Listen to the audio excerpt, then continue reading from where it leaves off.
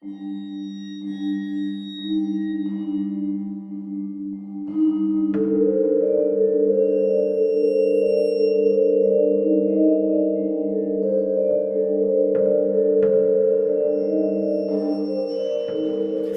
hello, and welcome to our Dente Rigamortis. I'm Review Cultist. I'm Mikey, the U stands for evil. And I'm the gamer in yellow. And we're here to discuss those internet stories, most creepy and most pasta, and be critically silly doing it. Tonight we have New Game Minus. So, New Game Minus, folks, audience, is on creepypasta.wikia. It's a haunted video game creepypasta by Desparatum. And I guess we'll just go into the rundown. So, narratorman, because we don't get a name, his gaming computer breaks and he needs a new one. He finds one after searching a week online, and on Craigslist, no less, and finds one for free. Now, the reason why this top-of-the-line PC hasn't been snatched up yet is because the client won't go halfway and drive to some location, and he's also really far away. The buyer won't go halfway. Yeah, the buyer, sorry. Or taker, technically, because they're not buying. It doesn't matter. Yeah. The barter. Yeah. So not barter. The giver. But our narrator is probably one of the closer ones there. So he decides to drive hours to this location.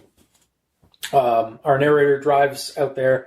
It's a farmhouse with a field and such. There's an old man who gives him his dead son's PC, as we find out. That's why he's giving it away for free, is because he just wants to move on. And so, yeah, he gives him the PC. And then when narrator gets home and plugs it in, the PC turns on, and he sees that the desktop is a photo in a field, not unlike the one near the farm, with a couple looking up at the sky.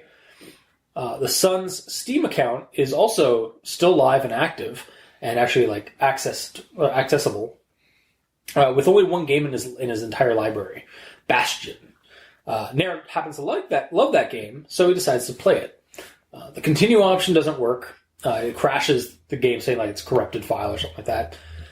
So he tries New Game Plus, and discovers it must be some kind of modded version of the game, as the narrator of the game, the voice, the storyteller of the game, because that's going to get confusing with the rundown. Narratorception. Yeah. A little bit, yeah. Narrator 2. Yeah, Narrator 2.0. Well, Narrator Plus. No, minus. Yeah, Narrator minus, yeah. isn't the name of the narrator in Bastion Rux? Yes, it is. Is it Rux? I thought Rux was the character, or the protagonist. I thought that was the kid. Oh, okay, that's okay. Full disclosure, I've never played or even touched Bastion. I've seen a cover piece, but I've never actually touched it. So I went into this dry. Yeah, me too. I'm the only one who's played it? Yes. Yeah. Oh, we'll get into this in the actual thoughts. So anyway, he's playing the game. It's slightly altered, the narration and stuff like that in the game. Nair plays through as the story goes and ends with the tragic death of the protagonist's girlfriend dying in a bloody fashion. It goes back to the main menu, and New Game Plus is replaced with New Game Minus. Nair plays through, and we get a story of lost love and the pain of grief that ends with the protagonist character, the kid, wanting to kill themselves to be with their loved one. All the while, the game's narrative voice, Ruck. That's what I was looking at, Ruck, is getting creepier and crueler and colder with his dialogue. And the choice to continue on, rather than just surrender to death, harder and harder for Nair. The game ends when Nair finally succumbs to letting the protagonist kill themselves, and he hears the voice of Ruck now in the real world behind him in the dark room that he's playing the game in. He turns around and sees nothing, and when he returns to the screen, the game and Steam have both closed, and when he opens Steam again, Nair discovers that the login screen is just a blank login screen. So he doesn't have access to the son's account. The desktop image has also changed. The field is now empty, and there are unusual lights in the sky and a stark, dark figure looming on a hill in the distance. Realizing the field is exactly the field from the farmhouse, and getting kind of creeped out by all that, Nair shuts down the PC and tries to sleep. He doesn't. And then we kind of end the story with him still hearing the voice occasionally, whispering to him, "I'll see you in the next one." And that is the rundown for New Game Minus. So, on to Everyone Tolerates the Grammar Inquisitions at this point. Mm-hmm. So I'm going to start with this one. The old man's claims it had belonged to his son were upsetting, but I had been without gaming too long to care. So the two things I kind of feel in this, one I just discovered. So the first one, claimed, tense issue. It should be claimed, not claims. And then about belonged to his son, right after upsetting, there should be a comma. Because it kind of just kept going, and I, on the fly, had to oh, okay, that's how you do it. Mm-hmm. So, my next one. I attempted to click continue, but after a few seconds of loading, an error appeared stating, "Cannot load game. Save file may have been deleted or corrupted." I shrugged and started a new game plus.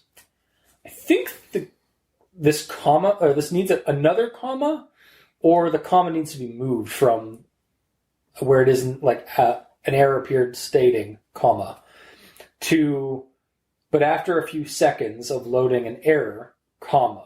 No, after a few seconds of loading, comma, an error appeared.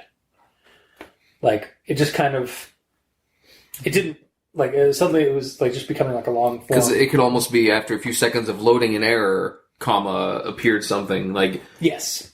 It could be so, it changes a lot depending on where you put that comma. Yeah, so this is how I, so I attempted to click continue, but after a few seconds of loading, an error appeared stating, cannot blah, blah, blah.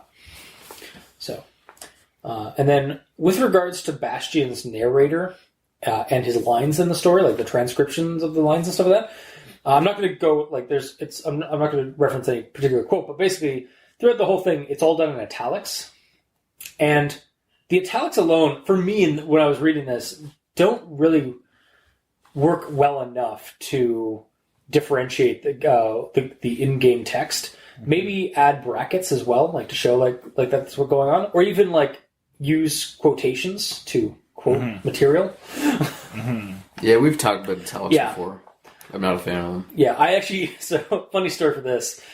When I first started reading this, it was on Google Docs, and I wiped the all the formatting. The formatting. I know. So I was like, read it on the freaking website. Well, I need it for the it's easier just to read on that, but yeah. Yeah, so I did go back eventually. I did go back and read it from the website, and even then, reading on the website with the black on white text or white on black text, white text on black screen, it really doesn't help the italics even more. No. So yeah, italics only get you so far. You need at least a bracket or something between things to break it up.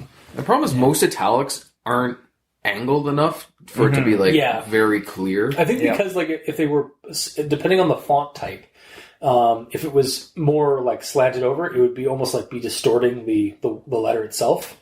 Mm-hmm. So it is kind of a, I'm not saying it's right, but I'm saying that's might be the reason why they're so subtly italic. It's just so easy to miss.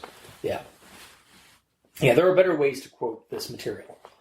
And then my last grammar position that I cared to pick up, I continued playing until I got the saloon. You mean you continued playing until you got to the saloon? No. What? No? No. It isn't? Because I believe in that game you literally get buildings and place them down and shit, right? Well, they suddenly arrive in your... So you get them. Yeah. Oh, okay. All right. Well, and we'll get into that in actual thoughts. my out of context suddenly material on this. Okay, so that one's actually that's a scrim. But then that's the end of my grammar positions. So, Mikey, what do you have? Well, I have a couple front ends. Ooh. And so I was left to search out a new computer to feed my gaming addictions. And they all lived happily ever after. That's it? Yeah, that's the two front ends. Short and story. Yeah. Not even worth doing it. And now, a conjunction. And then I have two front butts. But I'm getting ahead of myself. But now he'll never see her again. Fin.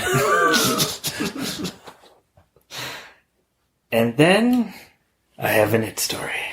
And now, an It Story by Mikey. The E stands for evil. Take it away. It started when my well-worn laptop finally gave out on me. It was clearly worth thousands of dollars, and as I looked it over, I asked the man why he would give such an expensive machine away for free. "It used to belong to my son," he said quietly. "It's better if there's nothing left to remind me." It was late at night when I arrived home, nearly 1 a.m, but I was too excited to wait. I booted up using Windows 7 OS, skipping a login screen. It loaded up normally, displaying the options of Continue, New Game Plus, etc. It was a night sky, full of stars and the moon hanging large in the sky. It was a field, the kid standing in front of a headstone. It was a room, very dark, lit only by the glow of the screen. It took me to the main menu screen. It was only after this that I noticed the desktop image had changed.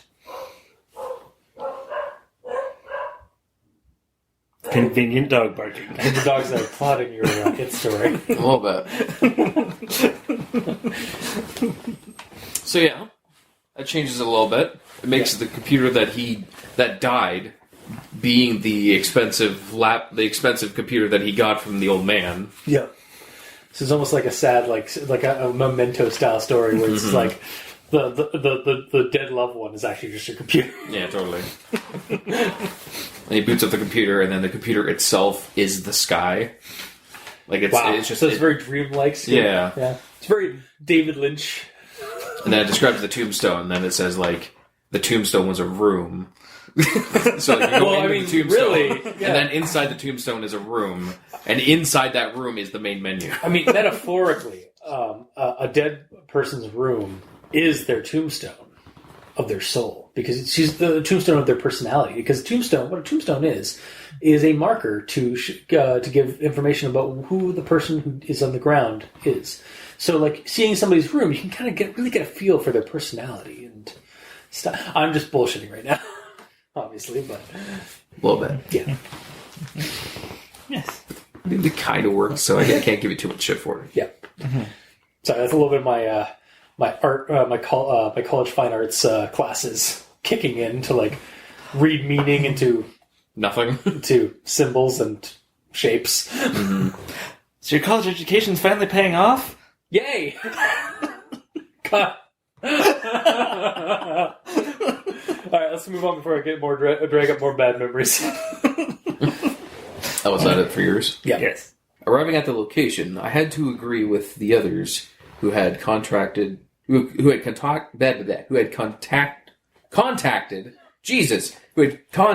poster. It took me hours to arrive, and was located at the very edge of town. So, this kind of made me feel like he and the person giving the PC were in the same town, since it said it was mentioning the town as like located at the very edge of town. Yeah. Instead of saying like because town isn't the town or his town, it makes it feel personal to the narrator. This is actually which makes it feel like it's the narrator's town. Yeah.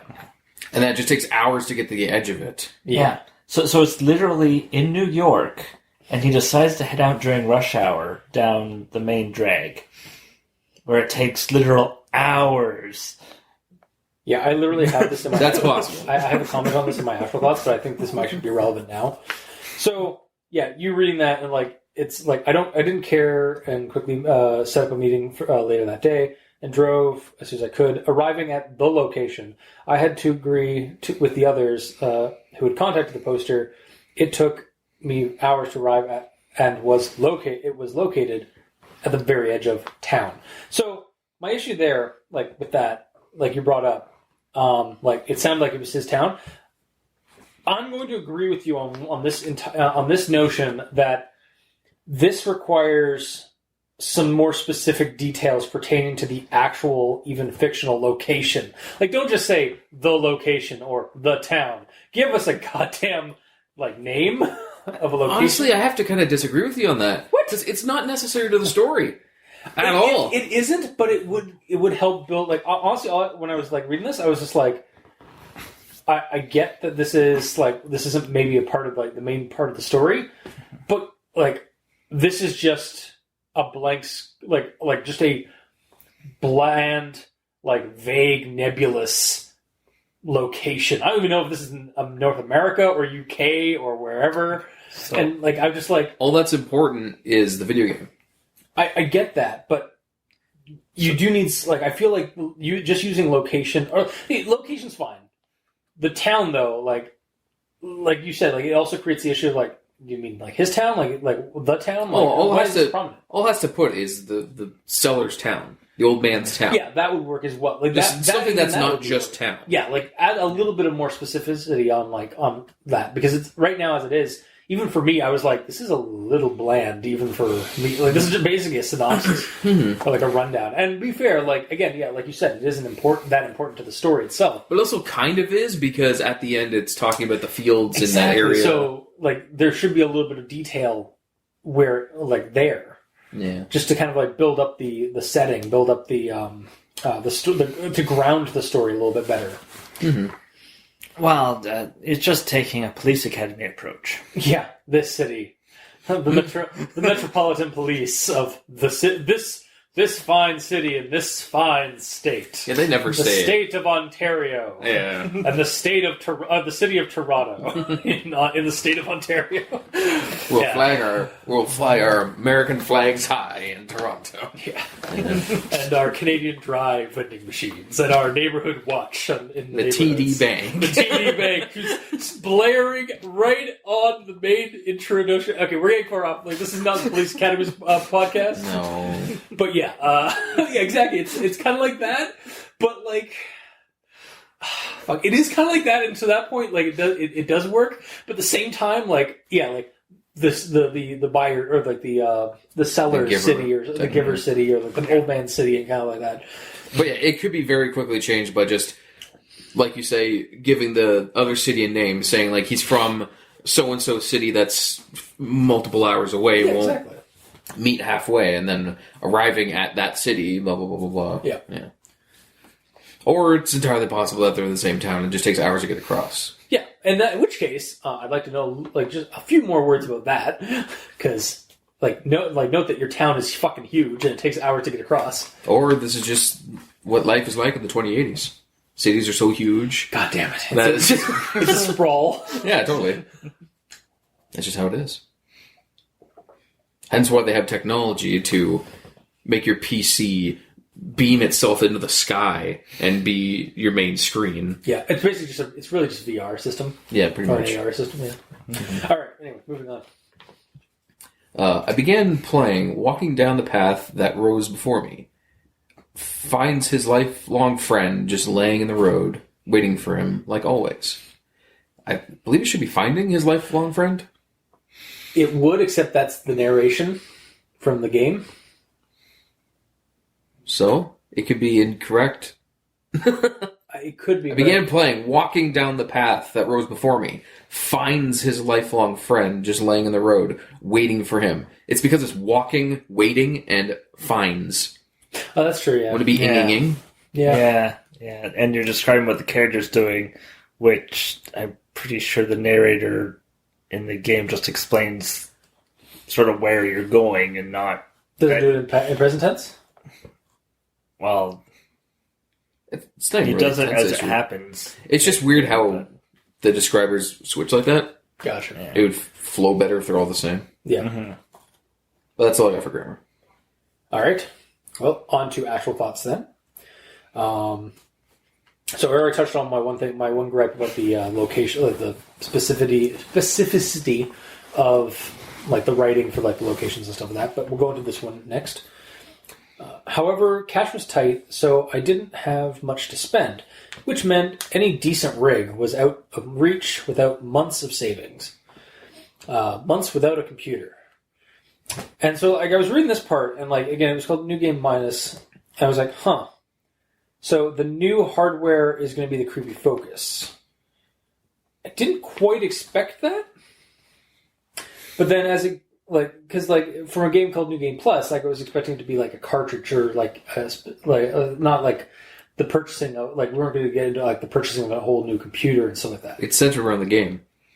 It is, but it's also centered around that computer. But as soon as the game's over, it's over. That's true. I don't know. It seemed like this was like an initial thought. I was just like right when I was reading the story, it's like I just figured it was going to be more of the software, not the hardware as well. But I mean, the first line says that his computer died, and this is a creepy story. So I highly doubt getting a new PC is going to be irrelevant. no, that's fair. You know, Well, at least that's the way I saw it. and it doesn't necessarily end with the PC because it's potentially transferred to him. Yeah. So Or just daydreaming. or nightmare dreaming, or no, day nightmaring. Yep, He was having a daymare. a daymare. To quote Dracula Dead and Loving It by Mel Brooks. I was having a daymare. Wow. Okay, so on to the next one then. He went quiet then, and I knew I'd get no more answers. I accepted the computer, and he helped me load everything into the car. This is going to be really stupid and nitpicky, but like when I first read that, I was like, wait, the computer? Or all the boxes of stuff that were left in the room? Because there was a bunch of like moving box stuff in the room, and like I don't know why, but my mind when I read that is like, did he help him? Like, did he also help him move like all the stuff into his? Did he also take all the stuff? I know it's likely that it's just like the computer rig, but to me it sounded like he was like getting a lot more stuff than he bargained for. Yeah. Or he's just helping the old man move out. Yeah, exactly, or move all that stuff out. Yeah. It's like, while you're here, you want to help me move this bed? Can you take this stuff to the dump of the town? The town dump. Free computer. Condition, you have to come and get it yourself, and you have to take everything out of the room. And you have to help me move to my new house. Because I am leaving this world. Going up to the sky. Alright, so on to my next one. After a few seconds, Steam finished and revealed an amazingly small library of the games. Small library of games. In fact, only one game was even installed, Bastion. I was admittedly confused and checked the installed programs, but it was true. Only Bastion was installed. Not So that he had other games. Yeah. It's just that was the only one that was installed. Yes. Oh. Not that I minded. I didn't expect to get free games along with the computer, but Bastion was one I loved, so I settled in for a bit of play. Ben drowned, but with Steam and a pre-used PC. Yeah. There's just like, instant Ben drowned vibes, so I got into that. And on to my next comment. The girl was walking down the path as the kid pulled himself up. I followed after, eventually reaching a sky bridge. I took it and flew into the air. Okay, so here's the part in my actual thoughts where I'm at this point in reading, I now fully understand how it must feel to read Ben Drowned or another Vidya Pasta with no context whatsoever or nostalgia to a game. Because I'm not fully lost. Like I'm reading this and I'm kind of just going along with the ride, but I'm having to, but in doing so, I'm having to fill in huge gaps in my mind's eye on like what this game is about. You want to know what I did? Did you? Because I was the same as you. As soon as I was kind of lost, I just went, I'm just going to watch the trailer. That would have made told me everything I needed to know. Yeah, see, I didn't do that. I was like, you know what? No, I've complained. I've been on this ride multiple times from the other side. Mm-hmm. Let's just go in dry and see how this feels. Mm-hmm. So yeah, how'd you like it? No, yeah, honestly, like again, I don't mean the story. I mean the feeling of not knowing. I mean, like it does make me want to check out the game, but like I don't. It doesn't ruin the story that necessarily for me. But yeah, so that was my comment with like that. So like, do you have anything else? Or do you have anything specifically about this whole thing about having like no lack of context, Mikey? He doesn't have lack of context. Yeah, because I had zero context whatsoever. You had full context. I had partial context, and you had full context. So, and I'm pretty sure it says somewhere in the story that there was like a mod. Yeah, this had to be a mod or something. Yeah, that was but it was like slightly modified. Details were changed. Yeah, that's the thing though. Like a mod can only change so much. It's not gonna change Mortal Kombat into Skyrim. Yeah, it's like you guys didn't have like full context for like Legend of Zelda Majora's Mask, but you played Ocarina of Time, which uses Majora's Mask uses all the assets from. Yeah. So, I was just like, it was interesting to be on the other side, the other receiving end of like zero context video game pasta. Yeah. And then here's this line that I was just like, okay. Red splashed across the screen, dark and wet. How is it wet? Is it hyper realistic, like oozing down the screen? Augmented reality in the 2080s. All right. No, you're missing the context here because this is actually a Bastion/Transistor crossover. So it's the character Red splashing on the screen. Transistor? Oh, is that another game? It's another game by the same creators of Bastion. Oh, okay. And apparently the main character's name is Red. Yep. So the character Red showed up, and the character Red was wet. Dark and wet. All right, I can buy that. All right. Again, just zero context into the game. But yeah, just. I also did like initially. As I took me a second, but like I liked how it's like and the characters just sat down on the beach and like held hands and looked up in the sky and everything and like all was a happy ending. Not. This is what really happened. Splash. Spoilers. I hated that. I initially hated it because I was like. I initially thought it was the author like doing that for their own story. It is, isn't it? No, it's the narrator. It's Ruck doing that in the game. Is it? Yeah. Mikey? I reread it because it's in italics. So it's by Ruck. So it's in the mod of the game. Well, to give some context, the game, you're basically stuck in a loop. Yeah. Okay. So and there's multiple endings. So you end one way, and it's like, but that's not how it really happened. And then you play the other ending, gotcha, type thing. So it is. That's just helping like feel that it is like the Ruck saying that because it was in italics. Yeah, that's italic. Yeah. So yeah, see, I hate italics. You can barely see exactly. Yeah. Like I was with you because like I initially when I read that I thought it was the writer, and I was like. I don't know how to feel about this riff on your own story. Like, it's like, excuse me, sir, or madam, that's our job to riff on your story? Yeah, really. But Deep Tucker Jam! Yeah, like, it's just like, you can add comedy to a creepypasta or like horror and stuff to make it blend well. I just wasn't sure if this is the take you want to go with, because it just seemed like if there's like it kind of breaks the fourth wall a little too much. If there's comedy like occasionally throughout the entire thing, it feels smooth, like it's all supposed to be there. But if it's like being very realistic and stuff and creepy, and then all of a sudden there's gotcha I gotcha. Anyway, back to the creep. It's out of kind of jarring. Yeah, it is. But it's in game now, so it's how the program was programmed. It's how the dialogue was programmed. It is. Yeah. Anyway, God, that's so stupid. How many lines do you want on that shirt? Huh? How many lines do you want on that I shirt? don't know. Yeah. All of them? All right, this part here. It took me to the main menu.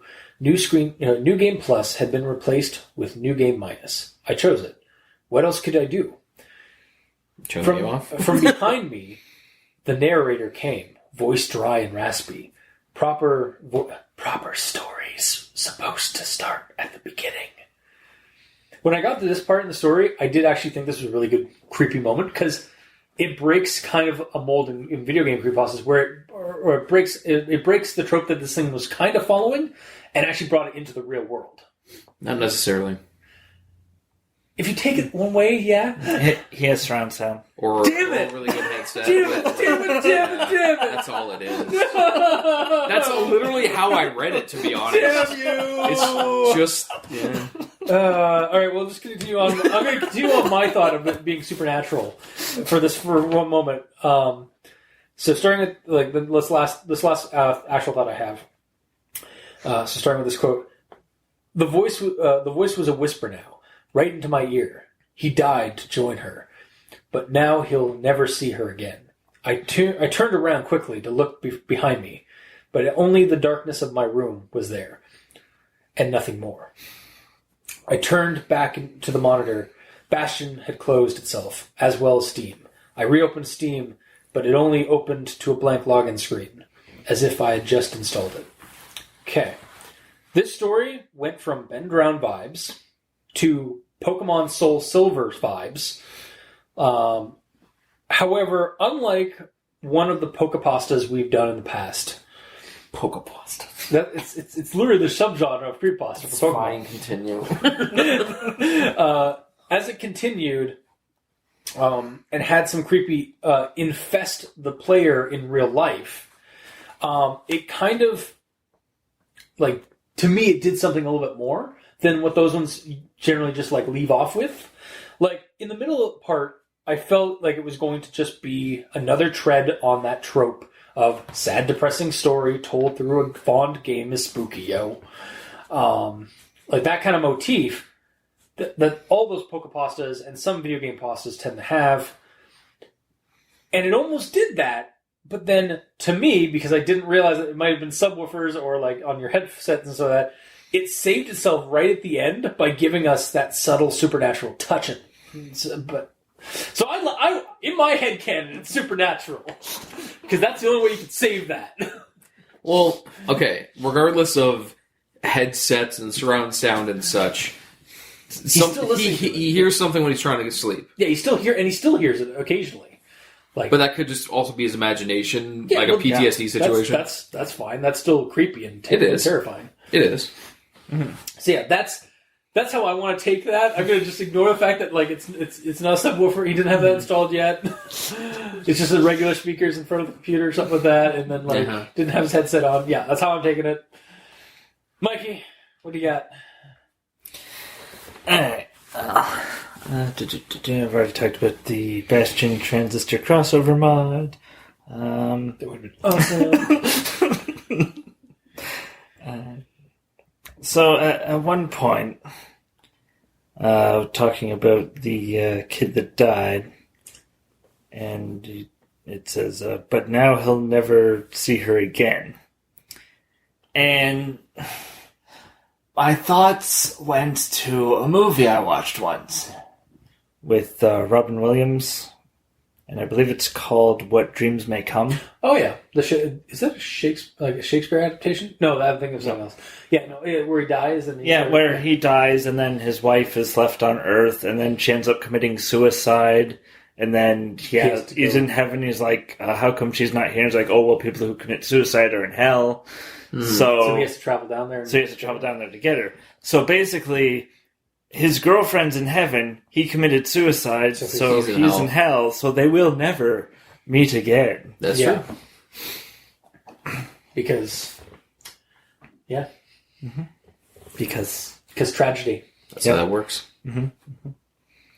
Yes. Excellent. And then, as far as the game is concerned, because actually playing it,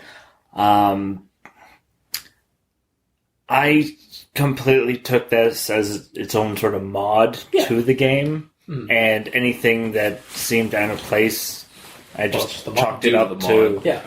Yeah. I think that's generally what a lot of like when you're a fan of a game and like it's in a creepypasta and they've modified it, like they especially most of them say it's been modified or it's been changed somehow. That's how you're supposed to take it. Is that like the differences are in the creepiness or like are in the creepy like change. But yeah. So for that, it didn't take away from the game, because the game is an awesome game. I'll give it a try sometime. And as such, the theme song that plays during the ending credits has been stuck in my head since I read this story. And I played the game easily over 5 years ago, and I have that song stuck in my head. It just triggered you. Welcome to nostalgia, buddy. Earworms of nostalgia. Yeah. I kind of want to do a creepypasta where there's literal earworms coming out of people's ears. Yeah. Like it starts off with like them like singing it, like humming a tune and stuff like that, and then they start getting like a pain in their ear, and then like literally like worms start like weird grub things start like coming out of their ears. It's like the final like gestation period of these like weird supernatural worm creatures that like manifest from music. And then that song's out of their head because the worm's out of their head. Exactly. But they're left horrified because, oh god, catchy tunes create worms.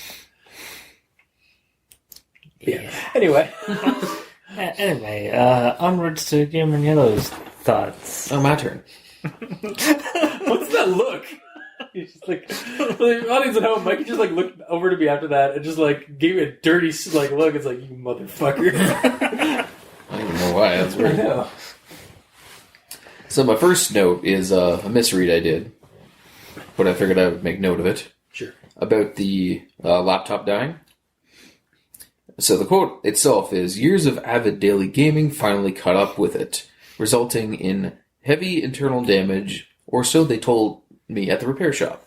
I read this as, finally caught up with me, resulting in heavy internal damage, so they told me at the repair shop, which made me think. 2080s. Yeah, you made me... So, like, you were maybe like a potato for many years, like, just like a couch potato situation, and this is like internally killing your body from all your gaming you're doing. Also, but the repair shop thing, I'm like, okay, maybe it's in the 2080s, because the machines have joined us at this point. Yeah, and narrative is just a machine. Yeah, he's mostly augmented, but he's lost most of his essence. He's maybe been on some too many BTLs. Probably. To reference Shadowrun. Yeah, why not? What else can we reference in here? That's true. So speaking of reading things wrong. Yes. When I initially made my It story, I read the section that has the dad speaking wrong. But when he's talking about the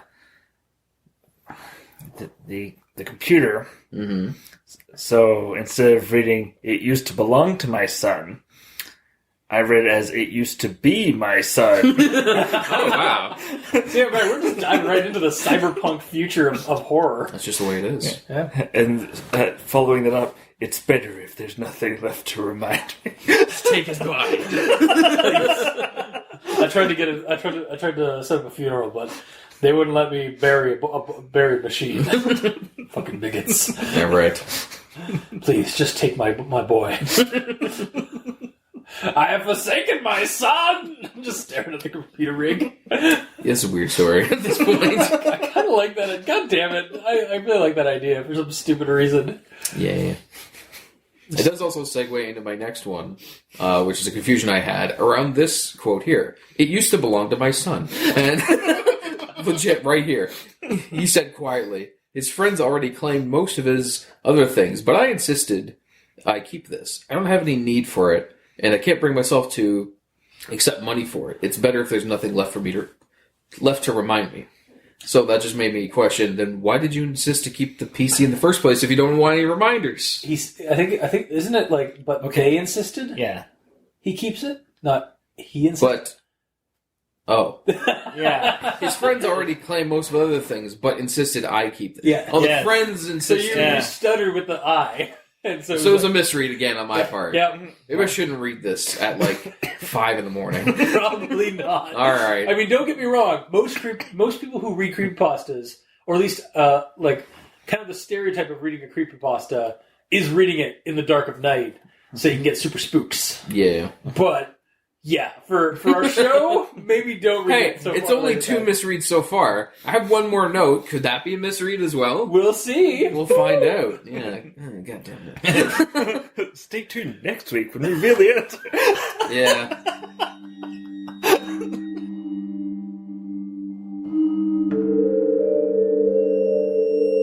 It just like cuts off there. Yeah, so next one. It wasn't until much later I remembered where I saw the field in the bedroom. And that bedroom. The field near that house. Now, where she now rests in peace, his bedroom, blah, blah, blah, blah, talking about all that stuff. And this is in regards to the ending. I didn't really fully get the ending. Like, you say that you remember where those familiar things were from, but you don't directly say. Like, it doesn't say that I remember these from that guy's house that I went to. Just saying that he remembers them. Oh, I thought it did say that. Like I'll fully read it. Okay.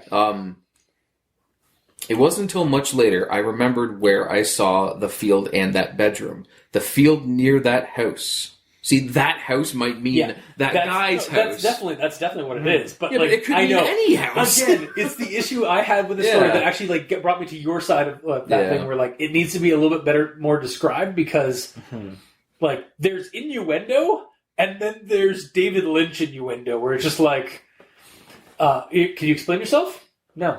Not at all. I don't need to. It's like, I think when you watch a movie, you're gazing into a person's dreams. Would you like to clarify? No. It's just how it is. Yeah. But yeah, that was my problem with the ending. It left me confused because it's that house. Yeah. Of this city. Our house. In the middle of the town. Our house. Yeah, pretty much.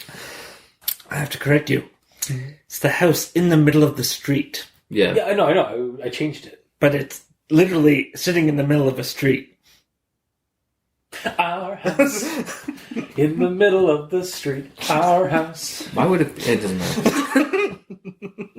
Anyway, but long story short, I get that the game is basically laying out what happened to the son. Yeah. And, like, his PC is possessed or something, but... The importance that it's implying on these places, and it's not directly saying it clearly, it kind of made me lose it a little bit there. Yeah, okay, so, like, the narrative here I'm getting...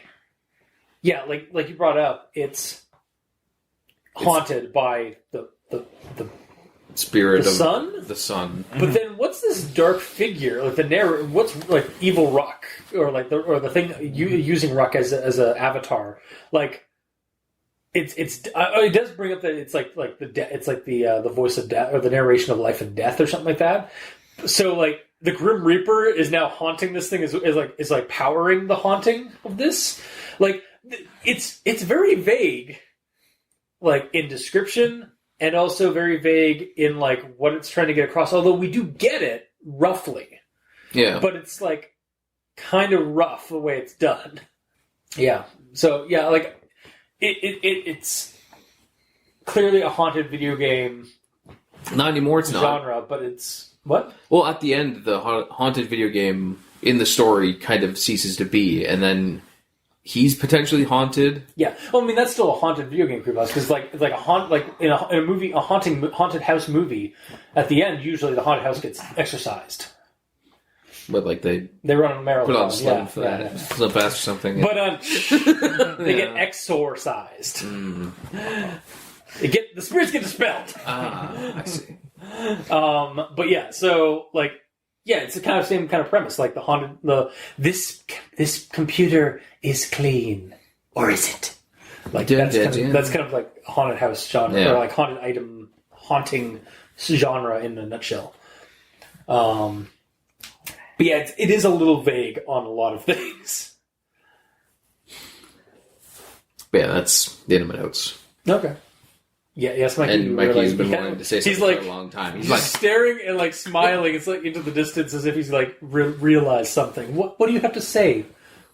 Please. What do you have to say for yourself, Mikey? Please reveal to us what you have to say. I was just thinking if at the end, instead of the fresh login, it had your login has been used on another PC or something like that instead. But I don't know if Steam does that. I don't think so. Oh, like a email. You sometimes get an email prompt like that. Yeah. I kind of get what you're saying. I don't know if that would work. If that would be as what would that crazy. even imply? Yeah, like That would imply that he faked his own death. dun, dun, dun. What? Okay. So the son wanted to get away from being out in the edge of town. Oh, so like because he logged in on his old PC, that account is like, hey, you just logged yourself out of a remote location somewhere else So by maybe logging in. Maybe the dark figure is actually the son all along. Yeah. Because he's put a tracking device on his old PC, so he knows it's left the house. So they just come after it. My God. He has a restraining order against his dad. have a hard time thinking that's like I have a hard time like falling into that like way of thinking, but I give you points for effort. Because the kid knew that they would, like, his friends would insist that he keeps it. So when he ran away, he's like, okay, I'll just fake my own death so I don't have to deal with my dad anymore because he's annoying. My friends will make sure that my computer stays there, but I know my dad, he won't sell it. He'll give it away to someone. And then I have a tracker on it, and then I'll just keep watch on the tracker, and then when the tracker leaves the house, he can go after the guy who took his computer, murder him, take the computer, and then live a happy life. Done. Fin. Yes, there you go. Yeah. Moving right along to final thoughts. So I still hear him. So this is the end, like kind of thing. This is the end quote. I still hear him sometimes. If I'm awake on the computer late at night, just behind me, just louder than the soft whir of the cooling fans. I'll see you in the next one. So looks like I've gotten a taste of my own medicine with like no context, no nostalgia viewing of a video game creepypasta. And I know, like I said, I know nothing, next to nothing of Bastion going into this. However, the story took that game, used the sad story hacked into a beloved game trope, and to me improved it right at the end. Ignoring the fact that Surround sound exists. In that case, it's not supernatural, but it's still spooky because the character is now suffering some kind of weird hallucinations or some dread revelation that is a little bit more than some of the Pokepastas we've done, where they just like had this really tragic experience in the story of like all their Pokemon dying or all their Pokemon feeling abused and some of that, and they felt really sad for their Pokemon, and then they turned off the game and stopped. Like nothing with their lives. Nothing bad happened to them. They just moved on with their lives. This character is suffering by the end, like even at the end. So it does a little bit more than those other stories have done. So I commend it for that. I think there needs to be some work on the writing, like a little bit more flourish on scenes and set dressing and such. Like we brought up, like there's a lot of nebulous spots in the story that you just like this location, this town. Even kind of the beginning, like again, like that issue stems further with like when by the end you're like, oh, I remember it was the field from that house. I was like, it kind of ruins the spookiness a little bit with the way it's written that way. Like if it would help if the guy that was giving away the PC was called like the old man or something. It'd be like, I'm going to the old man's house. Or and it reminds me of the old man's house. Exactly, yeah. It's a field outside of the old man's house. There has to be something there that's not just the noun. Exactly, yeah. It has to have some kind of a descriptor for or a title or something like that, yeah. So, despite that, I'd partially recommend it for the save that it does at the end, personally. Maybe even a little bit more if you've played the game and like Bastion. Who knows? I'm not fluent enough. I'm not even going to pretend to know about the game, but I can pretend because I saw the trailer. Yeah. But it might be like better or worse if you have played the game and like you get to read the story about it. So yeah, partial recommendation, like not quite 50%, maybe like 40%-ish. If I had to give a number specifically or a percentage, but yeah, that's my recommendation.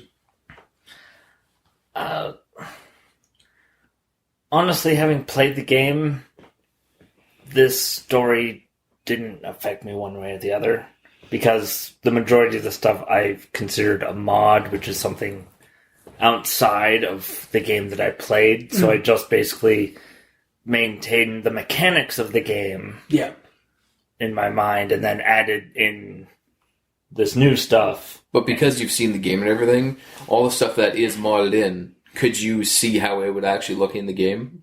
Yeah. Yeah, see, that's what I mean when I like Bastion players, like people who play Bastion, like you have a stronger sense of what this game is like. So with the modifications, it's basically New Game Plus. No, it's the New Game Minus. Yeah, because it's an entirely different game. The game already has New Game But Plus. I mean, in terms of like your mind's eye experience of the game, like I saw that image that was on the creepypasta.wikia art, like part of it. So, like, that's basically the only reference I had to Bastion. So, like, for somebody who's reading Bastion, or who's played Bastion, you at least have a visual context as to the game world, which does help a little bit. Well, and the only plus and or minus that I really have is having that theme song stuck in my head. So it's like a plus or minus, though. You can't really decide. It's a game loss. Yeah. I even went online to listen to the actual song lyrics again. I was like, yeah, I got some of them right. Yeah. I'm trying to clear it out of my mind, but it's still there. No. Like listen to like DuckTales or something. Yeah. Something else catchy. You. Is it already stuck in your head? Oh, it's... The danger right beside you, and then the stranger out to get you. That's not the lyrics. I don't care. I'm Grab only on fucking DuckTales. Grab on DuckTales. God. It's just the tune stuck in my head now. Yeah. Yeah, so it sort of made me want to go back and play Bastion again, but at the same time I didn't really feel like it because I found out that the version I have isn't the complete version. Oh. Because apparently they released some DLC that was not added to the Xbox 360 version. Mother of God. So... How dare they? I basically have to buy the game over again. No. On Steam. On Steam or on Well, it might PlayStation. come up on a PlayStation. humble bundle to get it like on the cheap or something. Yeah, maybe. In the future. With the other games like Transistor. Yeah, I was more interested. I remember looking up stuff like on Transistor, but honestly, Transistor between the two games, Transistor seemed to appeal to me more, just because like the style and like the world setting kind of thing. Well, the style's the same. The style's the same, but But instead of the world being created as you go, the features are all fixed. Yeah. And there's a difference to the combat. Yeah. So, having played a little bit of Transistor and all of Bastion. So, I'm going to give this a partial recommendation. Because if it gets more people playing Bastion, then I'll for it. Yeah. I honestly, again, that was kind of my thought at the end, is like, I kind of want to try see what this Bastion game's all about. Even though it's not anything like this creepypasta, or even though it's not like this creepypasta specifically, it sounds interesting. Yeah, and the game does have its own emotional moments. Yeah. Weird. It's almost as if it might be good at storytelling. Yeah. As an interactive story. And Rux's voice is so smooth. Yeah. Using the trailer. Oh, so it is actually a narrative. Oh, right, yeah, because they say in like they must have gotten like a really like in the mod, they must have gotten like a decent, like a really close like voice actor or something. Yeah. Yeah, it's like very deep and smooth. Nice. He sounds like the ultimate badass. Oh, yeah. Okay. Everyone's looking at me, so I guess it's my turn. What are your thoughts and recommendations? Well, the lack of context to locations and confusing end. I didn't have context to the game itself, but after seeing the trailer, that filled in pretty much all the gaps that I needed to understand the rest of the story. So that was good in that aspect. But I don't know, just the confusing nature of the story, and I couldn't really get a feel for what was implied on the ending. Like, even the last line that I forgot to bring up, it's where is it? Was the one that I just quoted? Probably. But the word about him, like, I'll see you in the next one. Yeah. What does it even mean? I think that's from. Is that from the game? Because he says that. Well, the thing is, it's been a while since I played the game, but like there is a loop. Yes. Yeah, so okay. That's okay. Well, so basically, you play through the game, and then you play through it again, and then it changes a little bit every time. Yeah. So that's what he's implying with "I'll see you the next time." Yeah. Yeah. But he's in real world now, so is he implying that when he wakes up, his day's going to reset as a Groundhog Day situation? Or it's just the next cycle, or the next, like without seeing that reset, I couldn't get that. Yeah, no, exactly. And, like, I'm kind of with you a little bit, because it's like, I really didn't have... I assumed that line is significant to the game, but I have no idea. Yeah. Because I've never played the game. If this was the end of Chapter 1, and then Chapter 2 started, and it retold the same story, just with slight twists, and it gets darker and darker, I'd be into that. That could actually be really interesting if this was, like, a longer story, and it was, Groundhog's Day, but, like, darker. Yeah. Mm-hmm. Like, the character is, like, literally, like, his computer's broken, so he's going to drive a couple of hours to go pick up... Haven't I done this before? And then, like, does that, and, like, sees, like, maybe this time he sees the blood in the field, or, like, some red spot in the field. Like, as he's driving past? Yeah. Yeah. Like, that could be really, like... And then... Or maybe he sees the dark figure on a hill, like, out beyond the field. Honestly, I kept envisioning, like... I don't know why, but I kept envisioning, like, some of the open farm fields and stuff like that are near the lake near us. Like, one of the big lakes near us. Like, sure. That's the... Like, I kept having this imagery, but, like, again, it just kind of heads... Like, I'm putting my own imagery into it because there's no imagery laid out. And that's one of my big problems with it. It's this house, and then, like... This location. Every single location and every single character has zero description. Yeah. It's just, the guy gave me his son's PC. Yeah. And, like... Like, there's at his well, he has a farmhouse. Yeah. That's the most... That's the most description we have, is he lives on a farm. Yeah. Like, it's a very bare-bones core plot story. Yeah. That is missing all the trappings to make it a better story. Mm-hmm. It needs more flavor. Exactly. It's kind of bland otherwise. Yeah, it's just straight pasta. There's no sauce on it. There's no fettuccine Alfredo, or I didn't mean to use Alfredo. Sorry. Need some spices or what? Fettuccine Alfredo. Yeah, it's a joke. Yeah, okay. Because it's creepypasta. Yeah. Thanks for ruining your own joke. But yeah, overall, like, just the confusing nature of it, I couldn't super get into it. So I if you know Bastion, I'm sure it goes a lot better, a lot smoother. Mikey, did you get the repeat at the end? The repeat assumption with I'll see you in the next one? Sort of. Okay.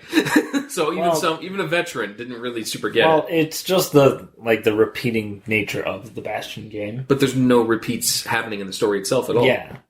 So it's leading up to something that doesn't happen. Yeah. Which is strange. The guy's just like, and he got spooked when he played the game, and he's going to continue to be spooked. Or it's a spoiler for the sequel. Yeah. If there's a sequel.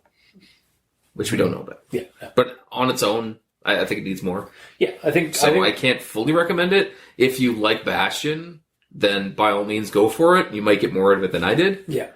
If you get the ending on the first read, then you'd probably get a better kick out of it. But I did not, and it's not a terrible story. It does things a lot better than some of the other ones. Like I said, creepypasta ones. The Pokemon video game creepypastas. That's why they're called Pokepastas, because it's too fucking long to do Pokemon video game creepypastas. But yeah, the reason why like those ones again, like we've badgered about it in the past, just like how like nothing really happens to the player.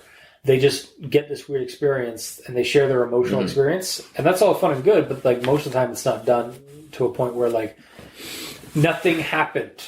See, the problem here, the whole looping situation of Bastion would have been it's missed opportunity. Yes, because this first entry, that's how I'm viewing this now. Yeah. Is a good standardized kind of creepypasta with like he's kind of spooked out. Yeah, and but that's about it. But because of the looping situation, you can escalate it more and more and more. So I'd like to see like 3 more posts of this. Yeah, slightly like more and more. And it doesn't even have to be like the same length as like, 'cause this is about 6 pages on like Google Doc or something like that. Mm-hmm. Like it doesn't have to be like another 6 pages of the same fucking thing, just slightly tweaked. Just maybe even have like another 6 pages of like a couple of like cycles, like just like being more and more like kind of like maybe just like again like more like having more than like kind of like skimming through some of the loops and like getting them darker and darker. Yeah, and like, the character spirals into the madness of New Game Minus. Mm-hmm. Mm-hmm.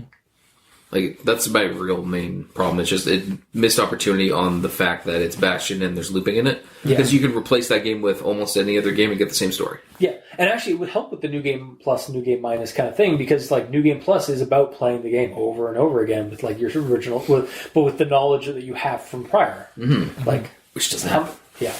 So the most I can get is like a 30%. Yeah. I was going to put a percentage on it just because how much missed opportunity it has. Mm-hmm. Mm-hmm. But it's not a terrible story. No, I didn't hate reading it. Yeah. It's just I wish there was a lot more descriptors, more characters that are actually described, not just Nerdaman and guy that gives PC away. Yeah. Which is what I refer to him as. Because I don't know. And locations and everything else I already said. Yeah. All right. Well, that was this week's episode. If you like what you heard or if you didn't, leave us a comment in the comment section below where this gets posted, whether it be on Podbean, Facebook, YouTube, or Tumblr. We're also on Twitter. Mikey is at the E stands for evil. The Gamer in Yellow is at the Gamer in Yellow, but without that W because he has a too damn long name. But it has to be. Yes. I'm at Review Cultist, so you can talk to us there. You can also send us emails at aldenterigamortis@gmail.com. That's aldenterigamortis@gmail.com, where you can also leave us suggestions for other creepypastas you'd like us to discuss on the show. And if you'd like to help support the show, you go to Patreon. Look up Al Dente Rigamortis and select the backer tier you'd like to support us at. We have $2 and $5 tier with special episodes, extra content, and early access. All that stuff. And to the patrons that are already helping support the show, thank you immensely, because as always, you're helping keep those hosting bills at bay, and we very much appreciate that. And to the listeners of our show and the authors of these stories, thank you immensely, because without you guys, without your listenership or your authorship, we really wouldn't have much of a show. So thank you. Until next time, I have been your host, Review Cultist. I'm Mikey. E stands for evil. And I'm the Gamer in Yellow. And this has been Al Dente Rigamortis. Sleep well.